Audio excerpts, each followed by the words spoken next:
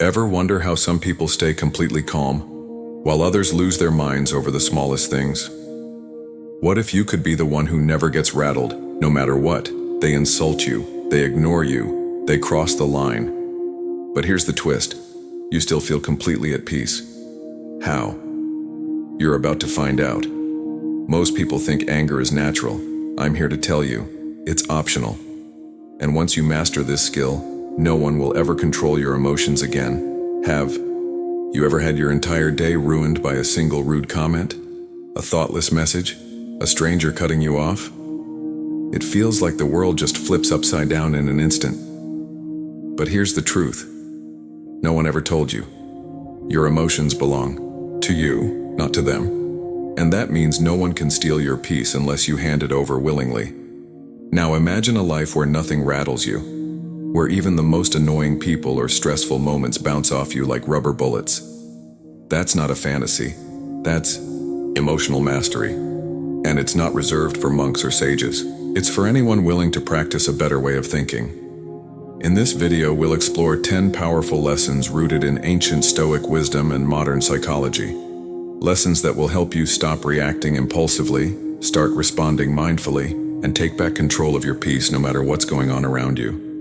These lessons are not about becoming cold or emotionless. They're about becoming unshakable, learning how to stay grounded in your values when life tries to throw you off balance.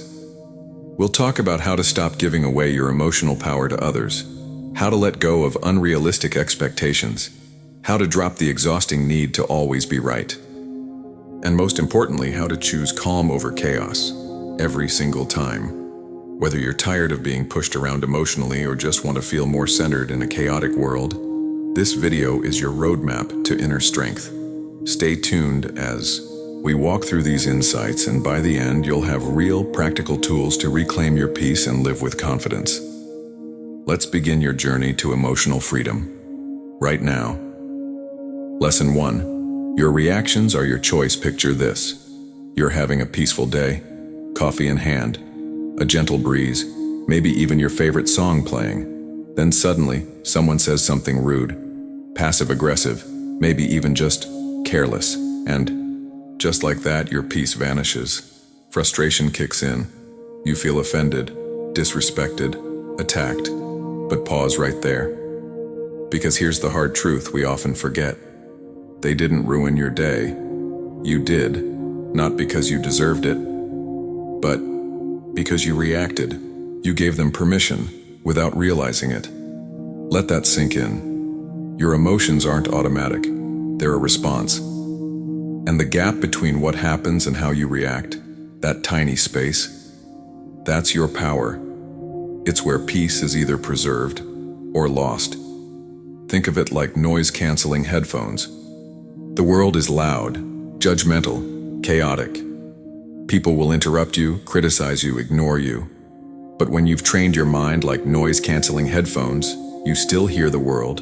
You just don't let it get inside. The Stoics called this freedom of response, and they believed it was the root of all inner power. One of their favorite quotes: between stimulus and response, there is a space. In that space is our power to choose. In our response lies our growth and our freedom. You can't stop the world from being rude or unfair, but you can stop it from owning your mood. Let's get real. Let's say your coworker throws you under the bus in a meeting. You could snap, get defensive, rant about it for the rest of the day. But what does that actually do? You give them free rent inside your head. Now imagine this instead. You pause, you breathe, you ask yourself, is this about me or is this about them? Maybe they're stressed, insecure, or just having a bad day. By asking the right question, you shift from reaction to reflection. And from that space, you reclaim your control. Here's a simple 3-step method to practice emotional mastery. Step 1. Pause and name it. Catch yourself in the moment. Don't suppress the emotion, just say, I'm feeling irritated or I feel disrespected. Naming the emotion gives you psychological distance. Step 2. Ask why. Ask yourself, what story am I telling myself right now? Are you assuming they meant to hurt you? Are you replaying old wounds? Step 3. Choose intentionally. Decide how the best version of you would respond. Not the reactive version, the wise one, the future you. Because every single time you pause and respond instead of react, you're building a stronger, calmer, more resilient version of yourself. Imagine this version of you. The person who doesn't flinch when someone disrespects you. The one who smiles through chaos and keeps your power where it belongs, with you. That's not weakness, that's real strength. And here's the kicker. The moment you realize you don't have to react is the moment you become unstoppable. Lesson 2. Stop expecting people to behave like you. Let's be honest. Most of the pain we feel in relationships doesn't come from what people do. It comes from what we expected them to do. You text someone when they're going through a hard time, but when it's you who needs support, silence. You stay late to help your coworker, hit a deadline, but when you're overwhelmed, they leave without even asking. You show up, give support, and then you wonder, why can't they treat me the way I treat them? Here's the raw truth. They're not you, and expecting people to think like you, care like you, or react like you. That's the fastest road to disappointment. People operate from their own programming. Everyone you meet is shaped by a different story, different upbringing, different fears, different definitions of kindness, respect, and loyalty. When you expect them to follow your rules, you're not being fair, you're being unrealistic. It's like getting mad at the weather because it doesn't match your mood. You can fight it, but it won't change. All that happens is you get wet with resentment. So here's the shift. Instead of saying, I would never treat them like that, try this. They're operating from who they are, not who I am, and that's okay. This doesn't mean you become passive. Let's be clear. Accepting people doesn't mean you tolerate bad behavior or stop standing up for yourself. It just means you stop expecting them to change in order for you to feel okay, because that expectation is the real trap. Try this mindset reframe. Let's say you have a friend who constantly cancels plans last minute. Old reaction. They're so unreliable. I would never do that to them. New approach. They have a pattern. I see it now. Instead of getting mad, I'll plan differently or stop relying on them in certain ways. And just like that, your peace is protected. No drama, no internal war. Just clarity and emotional boundaries. Here's how to free yourself from unfair expectations. Step 1. Spot the assumption. Whenever you're hurt or disappointed, ask, what was I expecting them to do? Was that expectation ever clearly discussed, or was it just in your head? Step 2. Challenge the fantasy. Is it fair to assume they'll act like you would? Remember, they're not wired like you. Expecting otherwise is a setup. Step 3. Accept and adjust. You don't have to lower your standards. You just need to stop outsourcing your peace to people who may never meet them. Adjust your relationship, your access, your expectations, not your self-worth. You gain peace by releasing control. You can't control people. You can't predict them. But you can decide how much they get to affect your energy. Let them be who they are. And you? Be the person who stays grounded regardless. Because real freedom doesn't come from changing others. It comes from releasing the need to. Lesson 3.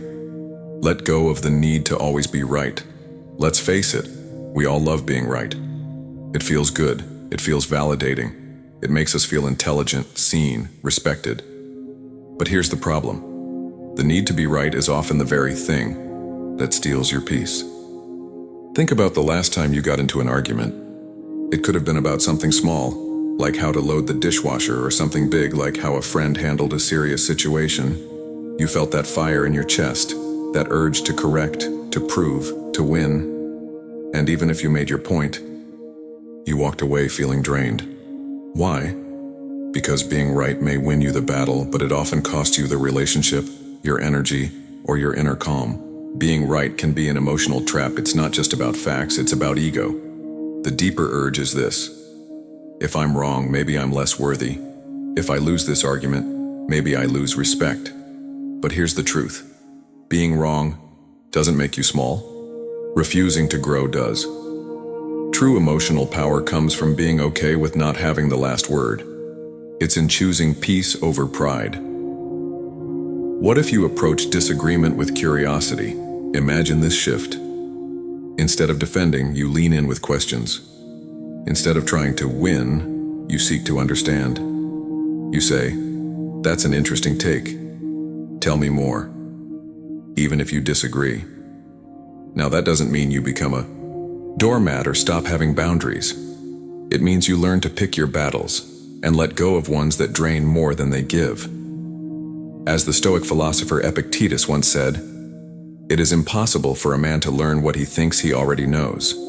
Sometimes letting go of being right opens the door to a deeper kind of wisdom. Practice this 3-step shift when you feel the need to be right. Step 1. Pause the debate. Before jumping into defense mode, ask, is this really worth my peace? My relationship? My time? Step 2. Redirect to curiosity. Instead of proving, try understanding. Ask, what's making them see it that way? You don't have to agree. Just explore. Step 3. Let peace win. In moments where it's just ego fighting, go choose silence, a smile, or a simple, "I see your point." You'd be amazed how powerful that can be. The need to be right is a heavy burden. It makes every conversation a contest. It turns relationships into power struggles. And worst of all, it locks you into a cycle of defensiveness and pride. But when you release that burden, something incredible happens. You stop arguing to prove and start communicating to connect. You start listening with your heart, not just your logic, and you give yourself permission to evolve. Remember, you don't have to win every debate to be wise. You don't have to be right to be respected. And you don't have to prove your worth. It's already there. Letting go of being right isn't weakness, it's emotional liberation. Lesson 4. Stop letting others' words define your worth. You share something you're proud of, an idea, a dream, a piece of your heart, and then someone scoffs, or laughs, or says something cold and dismissive. Suddenly, your confidence? Gone. You question yourself. You replay their words, and you wonder, am I not good enough? We've all been there. But here's the truth that changes everything. Their words say more about them than they ever say about you. Your worth is not measured by someone else's approval. It's not a vote. It's not up for debate. It's inherent. It's yours. Always has been. Most people are mirrors of their own insecurities. People project. They criticize what they don't understand. They tear down what makes them uncomfortable. They mock what they're afraid to be bold enough to try. So when someone tries to define you with their words, ask yourself, is this really about me? Or is it a reflection of them? Because once you realize you don't have to internalize someone else's opinion, you gain freedom. You start living for your truth, not their reaction. Criticism isn't always truth. It's often noise. Not every negative comment is feedback. Sometimes it's just pain in disguise. Sometimes it's jealousy, fear, misunderstanding, or even boredom. So don't let someone's 5-second comment rob you of your 5-year dream. Here's how to protect your self-worth from outside voices. Step 1. Create the pause. When you hear something hurtful, don't react immediately. Take a breath. Give yourself a moment to observe instead of absorb. Step 2. Filter the feedback. Ask, is this useful? Is it kind? Does it come from someone I respect? If the answer is no, let it go. Step 3. Reaffirm your truth. Say to yourself out loud if you need to, I know who I am. I don't need their approval to feel valid. This isn't about arrogance. It's about owning your worth so others don't. Get to lease it.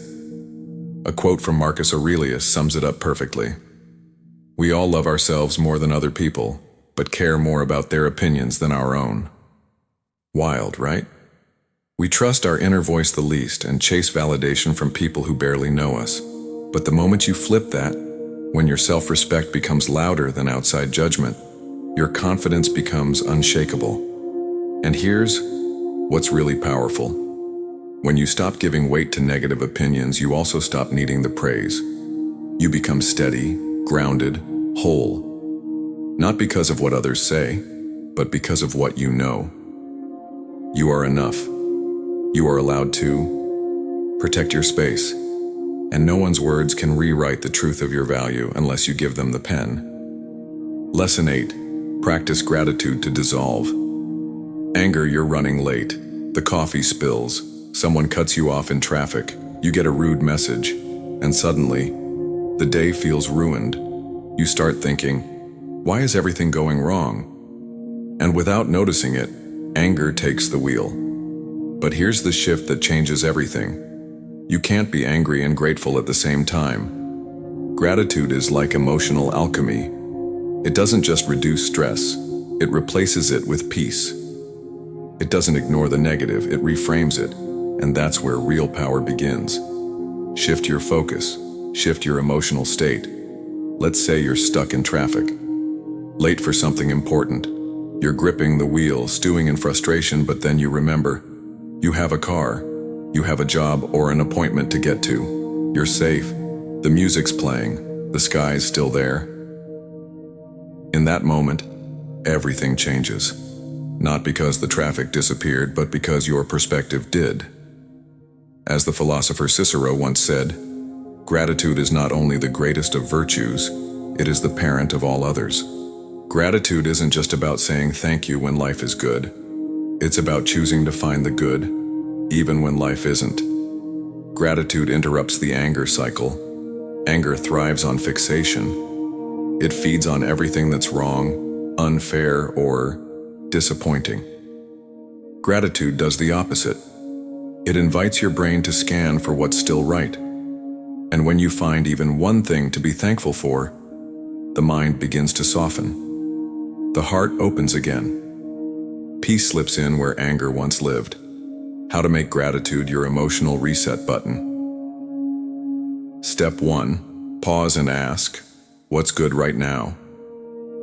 It could be something small, your breath, a moment of quiet, a lesson you've learned. Even in chaos, there's always something to anchor you. Step 2. Keep a gratitude journal. At the end of each day, write down 3 things you're grateful for, no matter how simple. This rewires your mind to seek out the positive even in hard times. Step 3. Use gratitude to reframe the challenge. When someone upsets you, instead of spiraling, ask, what can I learn here? What am I thankful for despite this moment? Example, someone criticizes you harshly.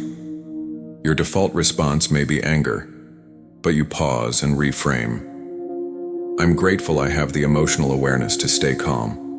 I'm grateful this showed me who they really are. I'm grateful I don't need their approval.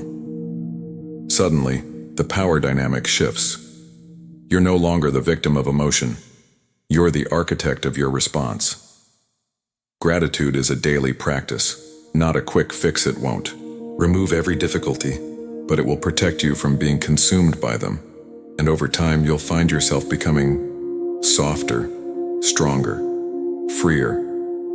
Not because life got easier, but because you got better at choosing your focus. Because at the end of the day, anger is loud, urgent, and impulsive.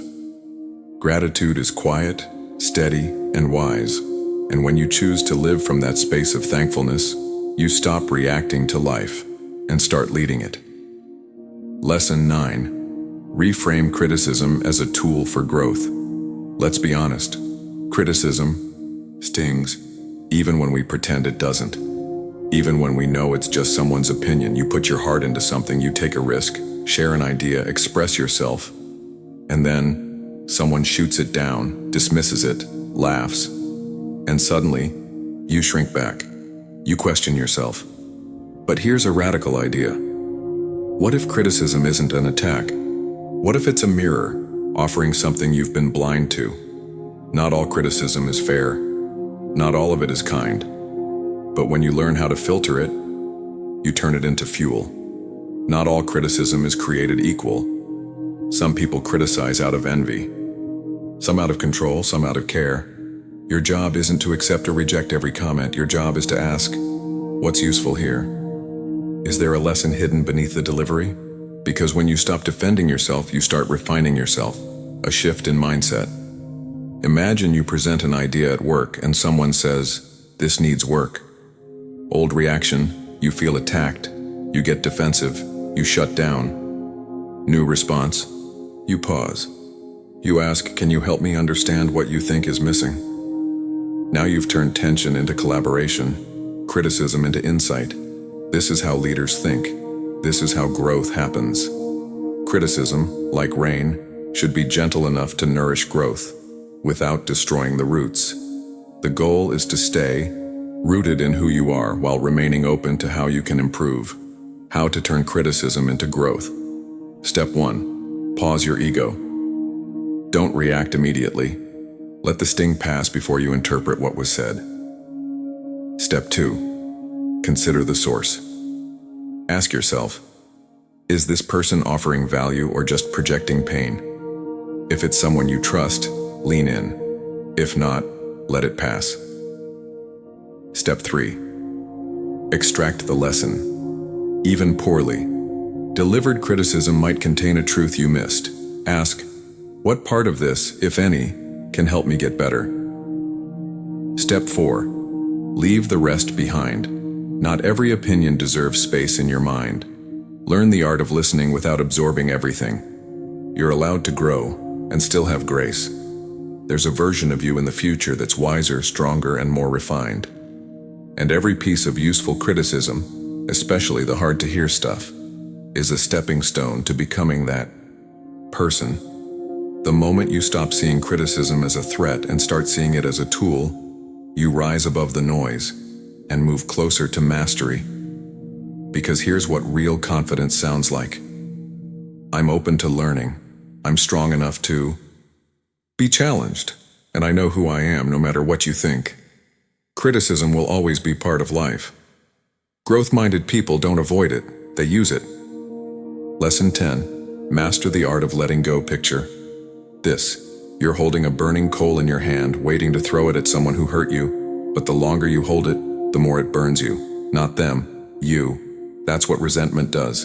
That's what holding on to anger, betrayal, or the past feels like.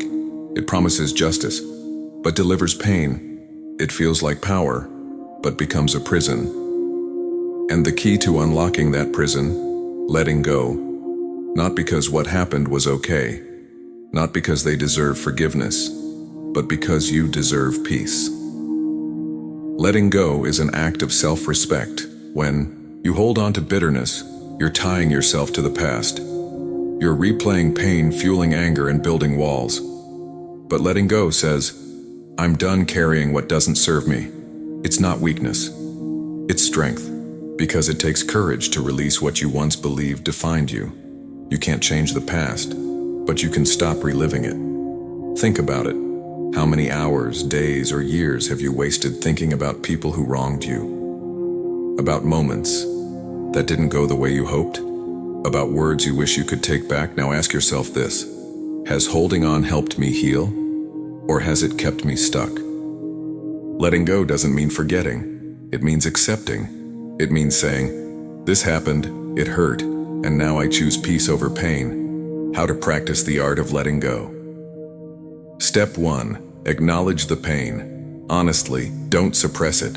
Don't pretend you're over it when you're not. Feel it fully, then choose to release it. Step 2. Reframe the story. Instead of seeing yourself as a victim, ask, what did I learn from this? Growth doesn't erase the pain, but it gives it purpose. Step 3. Focus on the present. Letting go is a decision you make again and again. Not once, but daily. Every time the memory returns, remind yourself, this no longer defines me. Holding on to anger is like drinking poison and expecting the other person to die. Buddha, you deserve more than that. You deserve lightness, peace, room to breathe again. Letting go creates space for something new. When you release the grudge, the obsession, the regret, you make space for healing, for growth, for you. You stop dragging the past into your future, and you start walking lighter. So the next time your mind says, hold on a little longer, gently respond, no, my peace is worth more than this pain. Because the truth is, letting go doesn't make you weak. It makes you free. And there you have it. 10 powerful lessons to help you stay calm, clear, and emotionally unshakable, no matter what life throws your way. Remember, you don't need to react to everything. You don't need to carry what's not yours. And you never need to hand your peace over to someone else again. I know that was a lot to take in, so just in case you missed any, I've summarized all 10 lessons for you right here on the screen. Take a moment to review them. Lesson 1. Your reactions are your choice. Lesson 2. Stop expecting people to behave like you. Lesson 3. Let go of the need to always be right. Lesson 4. Stop letting others' words define your worth. Lesson 5. Protect your energy by setting boundaries. Lesson 6. Detach from the opinions of others. Lesson 7. Respond with silence, not anger. Lesson 8. Practice gratitude to dissolve anger. Lesson 9. Reframe criticism as a tool for growth. Lesson 10. Master the art of letting go. Emotional mastery isn't about becoming numb. It's about becoming wise. It's about creating space between what happens and how you choose to respond. It's about owning your energy, your time, your heart. So if today's video helped you, reclaim even a little of that. Thank you for watching. If this resonated with you, don't forget to like the video, subscribe to Stoic Voyage, and share this with someone who needs it. And if this brought you even a little more peace today, consider subscribing. I'd be honored to have you on this journey. Also, if you've been through something similar, or have thoughts, questions, or even a different perspective, drop a comment below. I'd love to hear your story. Let's learn, grow, and even correct ourselves together. Your emotional freedom is not a destination, it's a practice. So keep showing up for yourself, keep choosing peace, and above all, stay unbothered.